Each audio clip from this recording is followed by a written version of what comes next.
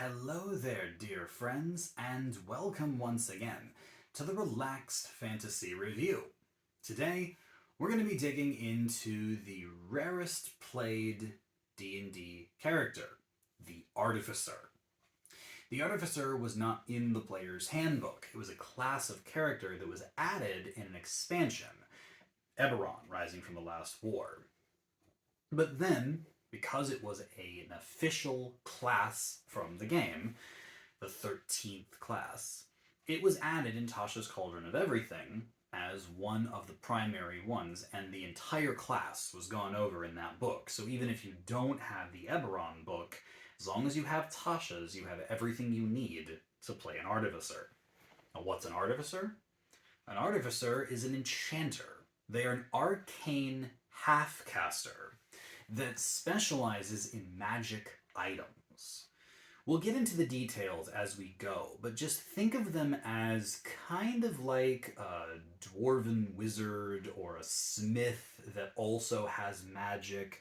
The idea that you would be using smith's tools and tinker tools and basically tools, the Artificer loves their tools, to create magical effects or cast spells is the entire vibe of an Artificer. It's a very, very unique kind of playstyle.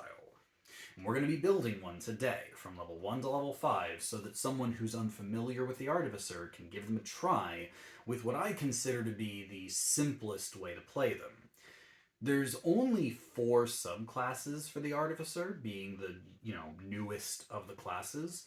All of them are reasonably well balanced. I've chosen the one that, again, to me, is the simplest one you can work with. Before we begin, I'd like to let you know that the channel has memberships.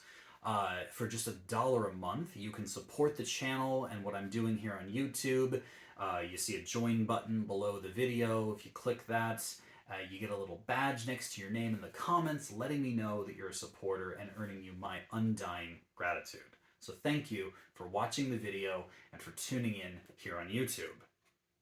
So, the Artificer.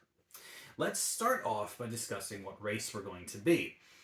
I think that the most iconic race for an Artificer is the race that also appeared in the Eberron book, the Warforged. Warforged are the constructed people. Stone, wood, or metal. They are robots. They have the constructed resilience power, which gives them all sorts of stuff, including no need to eat, sleep, drink, breathe, resistance to poison damage, like that sort of thing that you'd expect out of a constructed race. Because they don't need to sleep, they use their sentry's rest instead. They spend 6 hours in a motionless state, while still being fully aware of their surroundings. Great for a lookout, and that counts as a long rest for them. They also have the power called Integrated Protection. This means that when they get armor, they can integrate the armor into their body, making it so it cannot be removed against their will, and it benefits them with an extra +1 to their AC. That's really cool. As far as our background, any self-respecting Artificer is going to be a guild member, so I've chosen Guild Artisan as my background. It gives me some extra skill proficiencies as well as tool proficiencies. We'll go over that in a second.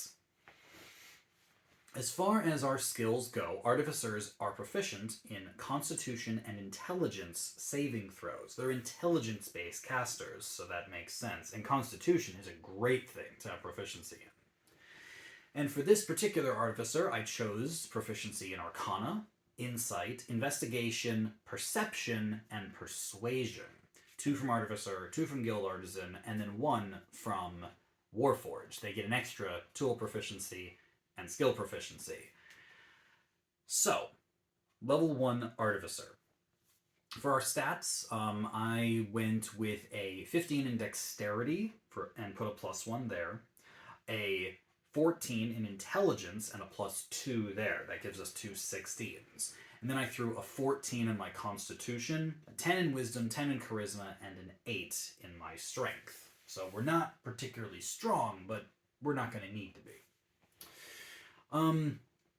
We do have proficiency in simple weapons, as well as light and medium armor and shields.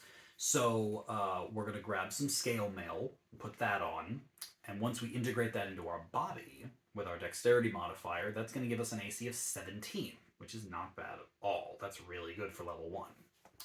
You could amp this up to 19 with a shield. I'm not going to be, because the weapons we're using right now, we have daggers in case we need them, but our high dexterity lends us to ranged attacks.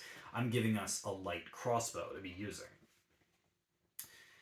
As far as our tool proficiencies, artificers get proficiency automatically in thieves' tools and tinker tools, and then we're going to get an extra tool proficiency of our choice from being an artificer, from being a guild artisan, and from being a warforged. So, including the thieves and tools, that's 5 tool proficiencies, which is way more than any other character. I've chosen smith's tools in case we want to work with metal, alchemist tools in case we want to try and brew some potions, and cook's tools in case we want to cook. I don't know. The list of tools is quite long, but some of them are more useful than others, and I'm trying to choose the ones that I think are the most useful. Artificers get a d8 hit die, so you're going to get 8 hit points plus your con mod, so that's 10 at level 1. Your speed is 30 feet, it's very standard. And as a level 1 Artificer, you're going to get the Magical Tinkering ability. The Magical Tinkering ability allows you to imbue a tiny object with basic magic. It can do things like make sounds, or glow, or have like illusions on one side of it. Like you can have a little object and make it like display an image, or words or something like that. It's kind of like the prestidigitation spell, just a limited version of it. And you can imbue a number of objects with these abilities, a number of times equal to your intelligence modifier. And it's just a permanent effect that now this little item is enchanted, and if you do it, so that would be 3 times for us, and if you do it a 4th, then the first one you enchanted loses its enchantment. It's a cool power, if not just a fun little trick you can do. However, unlike other half-casters, artificers do get their magic at first level. They get 2 cantrips, and I've chosen the Firebolt cantrip just in case we don't have our crossbow on us. You might think, why not use your Firebolt cantrip as your main attack instead of your crossbow? Well, technically speaking, both have the same attack bonus. They both have a +5, because we have a 16 in Dex and in Intelligence. Crossbow does 1d8 damage, Firebolt does 1d10, but the light crossbow you can add your Dex modifier, Firebolt you can't add your Intelligence modifier. So, technically speaking, the light crossbow does 8 damage on average, Firebolt only does 6. So for now, we're sticking with the crossbow. That'll change later, but for now, that's what we're going with.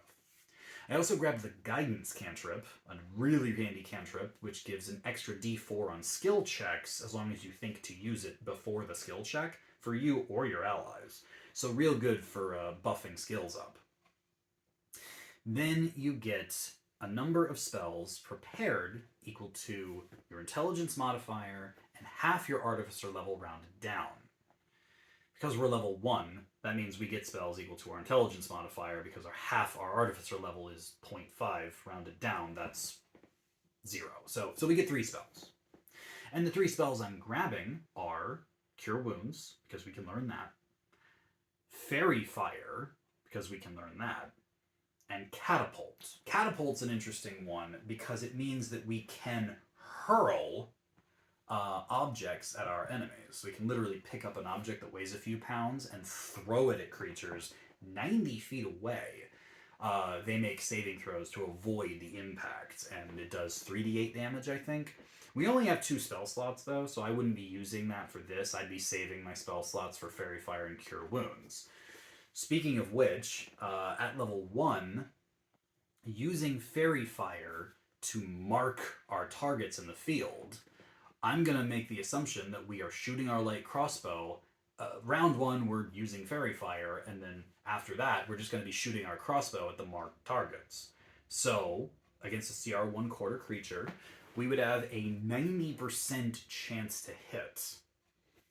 And we would do 8 average damage, meaning we would kill a creature in 6 rounds or so. Against a CR1 creature, same 90% chance to hit, 8 average damage, 9 rounds to kill. With our armor class being 17, it's a little harder to hit us. A CR1 quarter creature is only going to hit us 35% of the time. Do 5 average damage when they do hit, which means with our 10 hit points, we're going to go down in 2 hits, but they're not going to hit us very often. Against a CR1 creature, they would have a 35% chance to hit, 12 average damage, meaning they could one-shot us if they manage to get past our armor. So keep that in mind. Now, at level 2, Artificers get the power of Infusion. Infusion is effectively when you take mundane items and make them magical, but this goes beyond magical tinkering.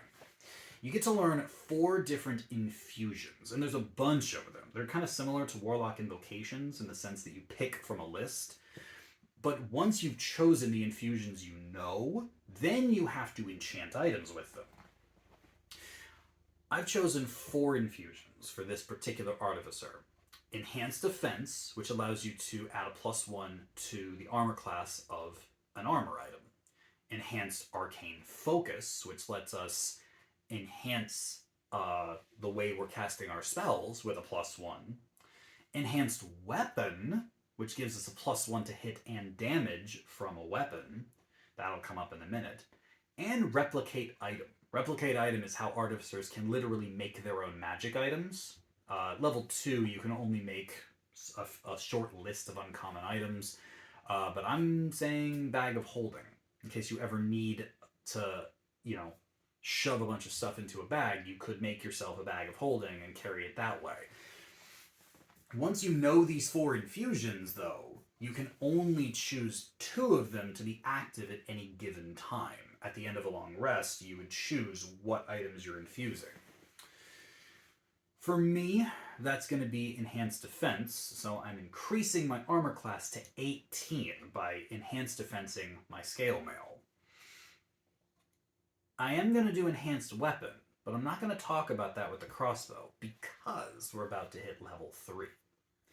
At level 3, we are going to become, we're going to choose our subclass, and we're going to become an Armorer Artificer. An Armorer Artificer is someone who puts most of their Artificer powers into their armor. And as a Warforged wearing Scale Mail, that does make sense. It does kind of follow along this train of thought. All Artificers get the power Right Tool for the Job, which says that they can manifest a set of tools over the course of a short rest. So if you are missing a set of tools, you can just spend an hour and make them appear. That's really nice. And then you have them indefinitely until you use this feature to create a different set of tools, which I guess would mean you could make yourself some thieves' tools if you needed them, and then if you needed smith's tools later, you would have to change over. Also being an armorer means you would get proficiency in smith's tools, but since we already have that, we get to pick a 6th set of tools. I chose masons because why not? And then you get the Arcane Armor. This enchants the power of the armor you're wearing to be pretty significantly better. First of all, if it has a strength requirement, it doesn't anymore. Now, ours doesn't, but if you wanted to wear heavy armor, you could swap out your Scale Mail for Chainmail, Plate Mail, something like that. As it stands, the only way we're going to get better armor class is by getting something like Plate Mail, so I wouldn't worry about it too much just yet. But it infuses to our body whether we're Warforged or not, so it can't be removed from us against our will. And, interestingly enough, it can be taken off and put back on as an action. Normally, medium armor takes a few minutes, and heavy armor takes even longer to take on and take off. But the Arcane Armor can just be taken off as an action or put on as an action. So that's actually kind of nice. The Arcane Armor does give us one other cool power, and that's that we can use our armor as our spell casting focus. So as long as we're wearing our armor, we can cast spells. We don't need to have a focus in our hand. That's even better. The other interesting thing about being an armorer is that you get to choose your armor model. There's 2 different armor models to pick from, the Guardian and the Infiltrator. The Guardian armor gives you a punch power, where your fists turn into simple melee weapons that do 1d8 damage on a hit. And when you use a bonus action, you can do this a few times per day, you can give yourself temporary hit points. But that's actually not the armor model that I'm choosing. The armor model I'm choosing is the Infiltrator. First of all, it increases your speed by 5 feet, so now your speed is 35 instead of 30. And it takes away the disadvantage that your armor would provide you. Technically what it does is it gives you advantage on your stealth checks.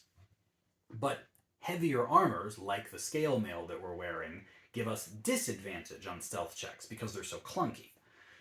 The Infiltrator armor negates that, so now we just make regular stealth checks, which is very nice. Finally, the Infiltrator armor gives us a ranged attack, our Lightning Launcher.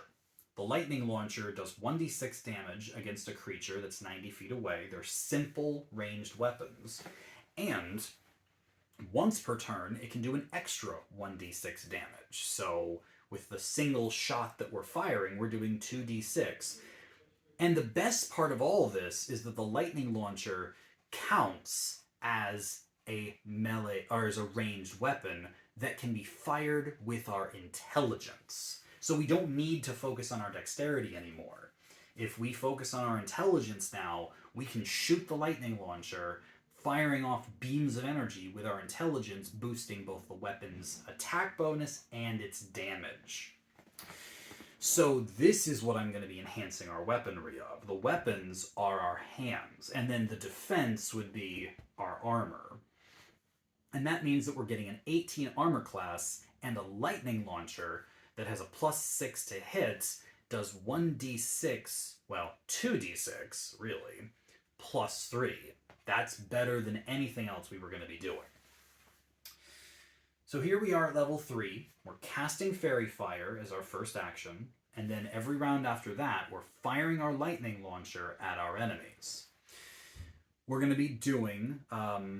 we're going to be hitting our enemies, a CR1 enemy, an average of 90% of the time, just like before, but doing 11 average damage instead of the 8. This means we'll be able to kill them in 7 rounds or so. Against a CR3 creature, we'll do another 90% to hit, 11 average damage, 10 rounds to kill. With our armor class being 18, it's even harder for our enemies to hit us. A CR1 creature has a 30% chance to hit, doing 12 average damage, can still kill us in 2 rounds if they hit, so that's why we're staying at range. A CR3 creature has a 35% chance to hit us, does 24 average damage, meaning they can still one-shot us, so stay away, use Fairy Fire, and fire off your launchers. Now, level 4 comes along, and we find ourselves with an ability score increase or feat option. What I want to do is I want to get away from using Fairy Fire to give ourselves advantage, and I have a way to do that. I am going to take Magic Initiate, and in this case we're taking Wizard. Magic Initiate forces you to use the same spell modifier that the list you're getting it from uses. So if you take Cleric or Druid spells, you have to use your Wisdom. If you take Bard, Sorcerer, or Warlock spells, you have to use your Charisma. So to use our intelligence, we have to take wizard spells. But that means we can grab Minor Illusion and Mage Hand, since we get 2 cantrips, and both of those are really, really good utility cantrips. Also makes sense for me, for an armor artificer, to be like creating holograms using their armor, or using telekinesis and a floating hand to move things around. Like, it just sounds like you're playing Iron Man at this point. You also get to choose one first level spell from that class's list, and I'm choosing Find Familiar. Find Familiar is a phenomenal spell. It allows you to conjure a familiar up, and that familiar can help you on the battlefield, granting advantage on your attacks. So that's why I wanted this.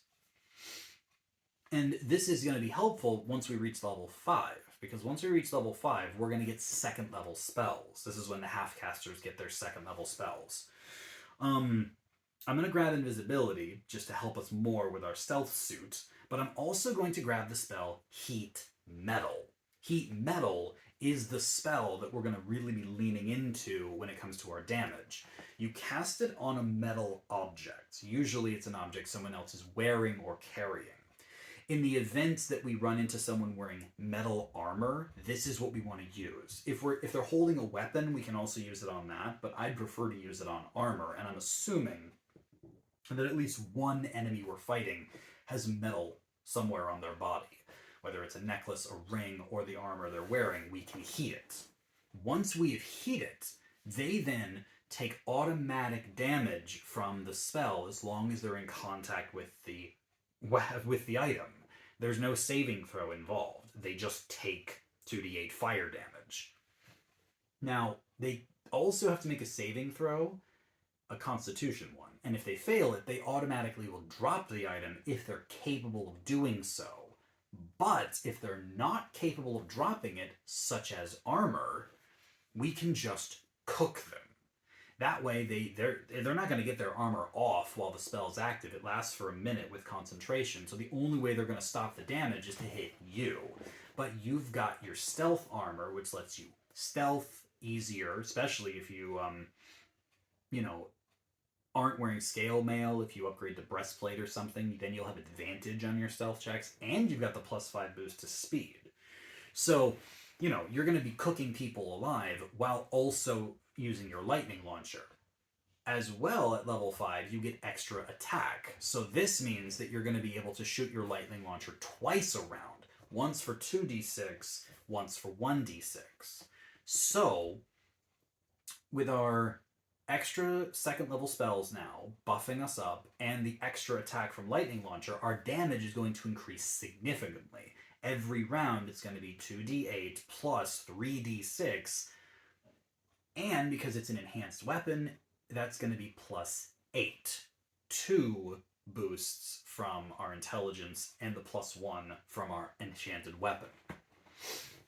All in all, this means that against a creature that is CR2, we're going to hit them on average 95% of the time with our lightning launcher, and assuming that heat metal is active, we're going to be doing 28 damage on average, which can kill a CR2 creature in 4 rounds. And then against a CR5 creature, we've got a 90% chance to hit, doing 28 average damage. That can kill them in 5 rounds. So we're doing significant damage now. Defensively, we're still not particularly tanky. We've got 38 hit points, but CR2 creatures only have a 30% chance to hit us, doing 18 damage when they do. That's 3 rounds it's going to take us down. And the CR5 boss creatures have a 45% chance to hit us, 36 average damage when they do. That's still 2 rounds to take us down. We've got a few extra spell slots for Cure Wounds if we need it. Heat Metal is going to really scare anyone who's in plate mail, and in an emergency, we can always use invisibility to try to get away. We've got our Familiar for advantage, we've got our infusions to buff us up, and all of this is not even taking into account the fact that we're probably going to have allies on the battlefield. The Barbarian, the Fighter, they're going to be on the front lines, and then the ranged attackers are going to be back with us, and we're going to be doing significant damage. So yeah, Artificers are complicated. They've got interesting spells, they've got crazy subclass features, but this is what I would perceive as the simplest way to play one.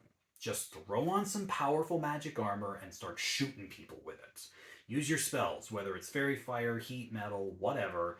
Use your spells to enhance the battlefield and enhance your damage. Use your infusions to get yourself stronger, whether more defense or more attack or both. And just enjoy the idea of being Iron Man or being an artificer of some other kind. The idea of magical tinkering is a fascinating idea.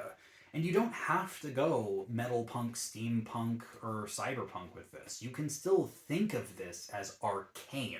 This is still magic.